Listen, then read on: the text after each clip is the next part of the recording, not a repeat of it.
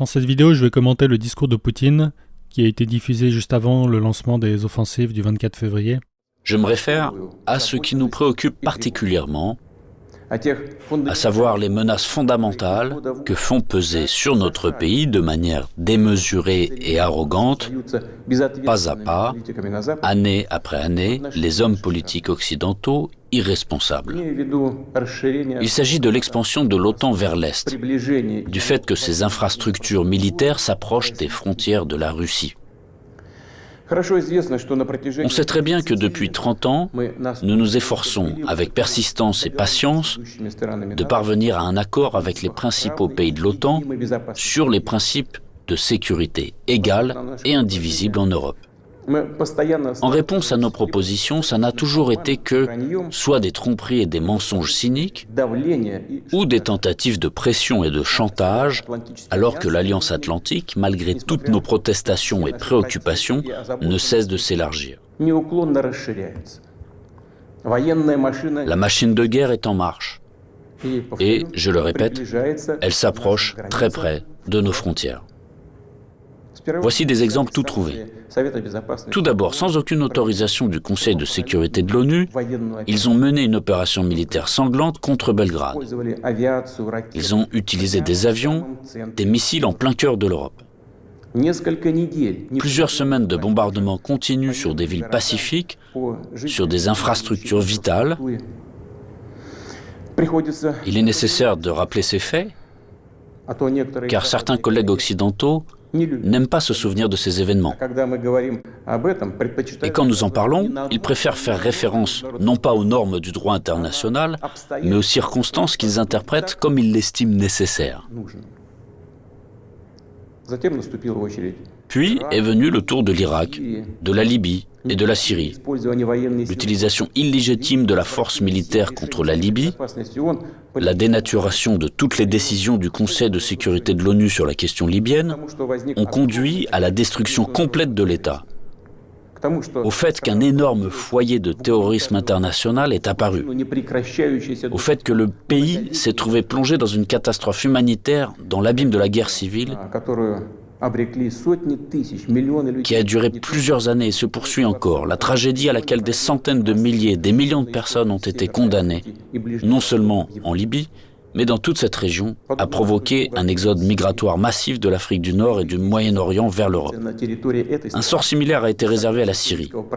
Les opérations militaires de la coalition occidentale sur le territoire de ce pays, sans le consentement du gouvernement syrien, et sans la sanction du Conseil de sécurité de l'ONU, ne sont rien d'autre qu'une agression, une intervention. Cependant, l'invasion de l'Irak, qui n'avait aucun fondement juridique non plus, occupe une place particulière. Comme prétexte, ils ont choisi les prétendues informations fiables dont auraient disposé les États-Unis sur la présence d'armes de destruction massive en Irak. Pour preuve, le secrétaire d'État américain agitait publiquement devant le monde entier un tube rempli de poudre blanche assurant tout le monde qu'il s'agissait d'une arme chimique en cours de développement en Irak. Et puis il s'est avéré que tout cela était une manipulation, du bluff. Il n'y avait pas d'armes chimiques en Irak. C'est incroyable. Surprenant, mais le fait est là. Il y a eu des mensonges au plus haut niveau étatique et du haut de la tribune de l'ONU. Et en conséquence de cela, il y a eu des sacrifices énormes, des destructions, une progression incroyable de terrorisme. En fait, on a l'impression que pratiquement partout, dans de nombreuses régions dans le monde, là où l'Occident vient mettre en place son ordre, cela se termine en blessures sanglantes qui ne cicatrisent pas, en plaies que sont le terrorisme international et l'extrémisme. Tout ce que j'ai évoqué en est l'exemple le plus flagrant, mais ce n'est en aucun cas le seul exemple du mépris du droit international. S'ajoutent à cela les promesses faites à notre pays de ne pas étendre l'OTAN d'un pouce vers l'Est. Je le répète, ils ont menti, ou en termes populaires, ils nous ont tout simplement arnaqués. Les pays de l'OTAN ont envahi la Libye en prétendant que c'était pour libérer la Libye de l'horrible dictateur Mouammar Kadhafi, mais la vérité, c'est qu'ils ont envahi la Libye pour prendre le pétrole libyen. Okay ? Le niveau de vie des Libyens pendant la période où Mouammar Kadhafi était au pouvoir était beaucoup plus élevé que dans n'importe quel autre pays d'Afrique. parce que Muammar Kadhafi partageait le profit de la vente du pétrole avec son peuple. Mais depuis que les pays de l'OTAN ont pris le pouvoir en Libye, les profits de la vente du pétrole vont principalement dans la poche des oligarques des pays de l'OTAN. Et l'invasion de l'OTAN a provoqué une guerre civile horrible qui a duré 9 ans et qui peut redémarrer à n'importe quel moment. Et évidemment, l'OTAN a aussi envahi l'Irak pour prendre le pétrole irakien. Il y a un excellent documentaire de BBC qui s'appelle Why We Fight, qui explique que Dick Cheney, qui était vice-président lors de l'invasion de l'Irak, auparavant était chairman de la compagnie Halliburton, et qu'après l'invasion de l'Irak, il a reçu officiellement plus de 60 millions de dollars de la compagnie Halliburton. Les réserves mondiales de pétrole et de gaz sont estimées environ à une 50aine d'années.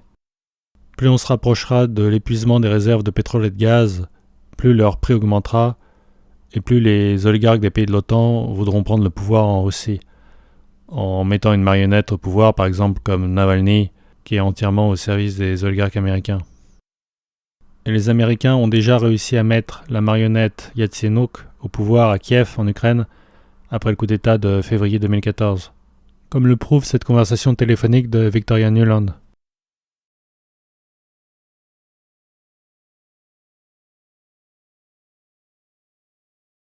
I think that's the next phone call we want to set up is exactly the one you made to Yachts. And I'm glad you sort of put him on the spot on where he fits in this scenario. And I'm very glad he said what he said in response. Good. So I don't think Klitsch should go into the government. I don't think it's necessary. I don't think it's a good idea. En Yougoslavie, les pays de l'OTAN ont utilisé la tactique diviser pour régner. Ils ont supporté les nationalistes pour faire désintégrer la Yougoslavie et ensuite, de facto, la colonialiser. Ils ont provoqué une guerre civile absolument ignoble, dans laquelle les orthodoxes, les musulmans et les catholiques se sont massacrés mutuellement.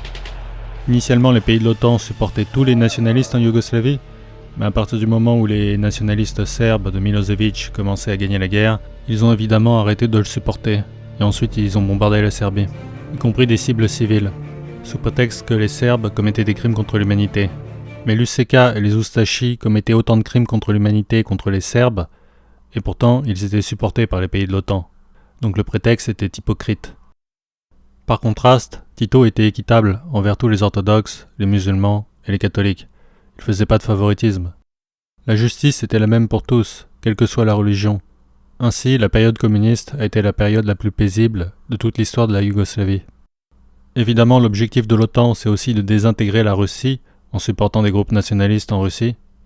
Par exemple, ils ont longtemps supporté le terroriste Shamil Bassayev jusqu'à ce qu'il organise le massacre d'enfants dans l'école de Beslan. Poutine a finalement réussi à repacifier la Tchétchénie, mais il y a eu beaucoup de victimes innocentes, de part et d'autre. Le peuple russe est multiethnique, il y a beaucoup de religions différentes, et c'est pas par hasard que la CIA s'est intéressée aux religions en Russie. Évidemment, leur objectif, c'est de provoquer une guerre de religion pour détruire la Russie, comme ils ont détruit la Yougoslavie. Ils ont immédiatement essayé d'aller jusqu'au bout, de nous achever, de nous détruire complètement. C'est exactement ce qui s'est passé dans les années 90, au début des années 2000, lorsque l'Occident, dit collectif, a soutenu très activement le séparatisme et les gangs de mercenaires dans le sud de la Russie. Quels sacrifices, quelles pertes, tout cela nous a-t-il alors causé ? Quelles épreuves avons-nous dû traverser avant de briser définitivement le terrorisme international dans le Caucase ?